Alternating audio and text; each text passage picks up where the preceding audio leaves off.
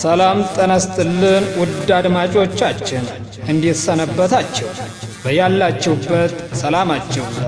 እንደተለመደው በዛሬው ዕለት ወደ እናንተ የምናቀርበው ስለ ዳውሮ ሀገራችን የዕለቱ ቅኝት ይሆን። እናንተ ጋር የምቆየው አስናቀ በላይነህ ነኝ። ውድ የዚህ ሚዲያ ተከታዮች ስንቶቻችን ነን ስለ ዳውሮ ዞን ወይም ስለ ዳውሮ ብሔረሰብ ታሪክ የምናውቅ? ውድ አድማጮቻችን ዳውሮ ዞን በደቡብ ምዕራብ ኢትዮጵያ ክልል ውስጥ ከሚገኙ ዞኖች መካከል አንዷ ዞን ዳውሮ ምድር ነች። ዳውሮ ዞን በሰሜን ከጅማ፣ በደቡብ ከጎፋ፣ በምስራቅ ከወላይታ፣ በምዕራብ ከኮንታ፣ በሰሜን ምስራቅ ከከንባታ ጠንባሮ ሀዲያ ጋር ትዋሰናለች። ዳውሮ ዞን ከአዲስ አበባ በጅማ መንገድ 453 ኪሎ ሜትር፣ በሆሳዕና 409 ኪሎ ሜትር፣ በሻሽመኔ 433 ኪሎ ሜትር፣ ከሐዋሳ 237 ኪሎ ሜትር፣ ከወላይታ 83 ኪሎ ሜትር፣ ከጅማ 144 ኪሎ ሜትር፣ ከጪዳ 60 ኪሎ ሜትር ርቀት ላይ ትገኛለች። ዳውሮ ዞን እንደ ማንኛውም ሀገር በቋንቋና በባህል በተፈጥሮና በሰው ሰራሽ ታሪክ የበለጸገች ምድር ነች። ከ1532 ዓመተ ምህረት እስከ 1822 ዓመተ ምህረት ድረስ በ16ኛው መቶ ክፍለ ዘመን በንጉሥ ሃላላ የተገነባ የድንጋይ ካብ ለዳውሮ ብሔረሰብ ታሪካዊ መለያ ነው።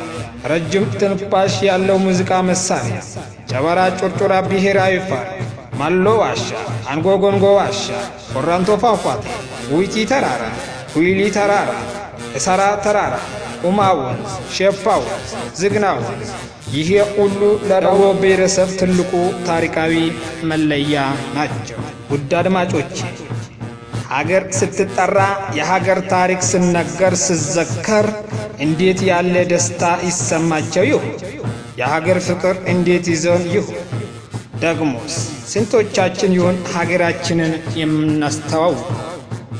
ውድ የዚህ ሚዲያ ተከታዮችና ውድ አድማጮች በዛሬው ዕለት በቀን 13/03/2017 ዓ.ም በወላይታ ሶዶ ዩኒቨርሲቲ አዳራሽ የሰላም አምባሳደሮች በተገኙበት ለ11ኛ ዙር ብሔራዊ በጎ ስምርት ላይ በተገኙት ከሰላም ሚኒስቴር ሰልጣኞች ከኢትዮጵያ ከአራቱ ማዕዘን በተገኙት በ86ቱ ብሔረሰብ መካከል በስልጠና አዳራሽ የዳውሮ ባህላዊ ሙዚቃ ዳውሮ ናናይ ጉሜ የሚል ሙዚቃ በመከፈት አዳራሹ በሀገር ፍቅር ተሞልቷል።